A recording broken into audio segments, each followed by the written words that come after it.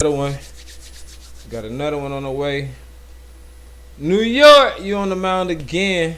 Each one teach one coming soon. Let's get it. The manhunt continues for the gunman who opened fire on a train at the 36th Street subway station in Sunset Park, Brooklyn. Here is a look at where it all began just before 8:30 yesterday morning. The N train was approaching the 36th Street and 4th Avenue station when chaos unfolded. And here's a look at a second crime scene in the Gravesend section of Brooklyn. The U-Haul truck, investigators say, traced back to a person of interest. That person of interest is identified as Frank James. He has residences in Wisconsin and Philadelphia. Police say 10 people were shot, but at least 23 were hurt in the attack, and this could have been worse. Sources say the shooter's gun jammed with bullets still inside. And now we've got team coverage for you this morning. CBS 2's Elijah Westbrook following the latest on today's commute and the anxiety many riders and students nearby might be facing. But we start with CBS 2's John Diaz, who has the very latest on the manhunt for this person.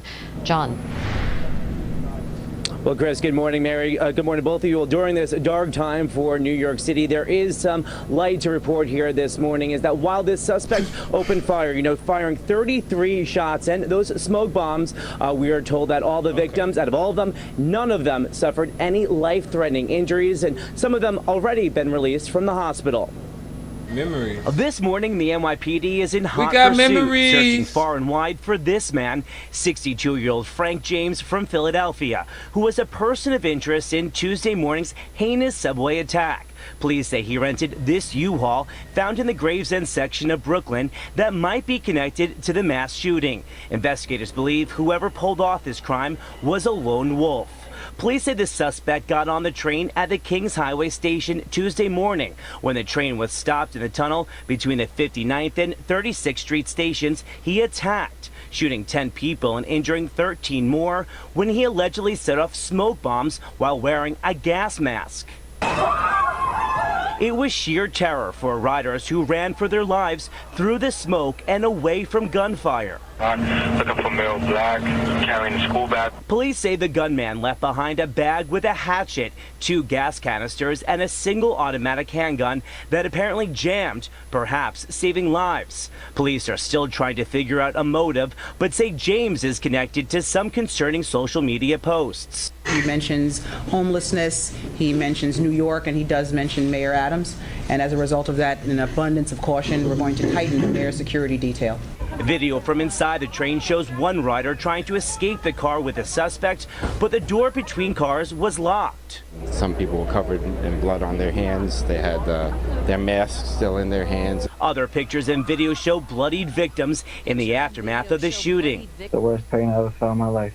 This man says he was sitting next to the shooter. I got a glimpse of his face, and all you see is like a black smoke bomb going off, and then people bum rushing to the back. This pregnant woman was in front of me. I was trying to help her. I didn't know there were shots at first. I just thought it was a black smoke bomb. She said, "I'm pregnant with a baby." I hugged her, and then the bum rush continued. I got pushed, and that's when I got shot. Good Samaritans helped put pressure on wounds and stayed with the injured until help arrived. The youngest injured, just 12 years old, and another 16 who was shot in the hand. Governor Hochul met with him and his mother. Talk about her anxiety. All she has is her son, and just the two of them. She also met with another teenage patient. I had the opportunity to meet the 18-year-old patient, a young Latino man who is a student at the Borough of Manhattan Community College. He was on his way to school. Now, this attack is raising even more questions about a subway safety. Now, while Mayor Eric Adams is still in isolation due to that COVID diagnosis, on a virtual announcement yesterday, he said that he will not be ruling out adding extra safeguards, and that does include possibly adding metal detectors. We're live this morning from Sunset Park, Brooklyn. John Diaz, CBS 2 News. John, thank you. All right, y'all. Well, it looked like the subway mass shooting fucking up y'all transportation for y'all low lives down there in New York.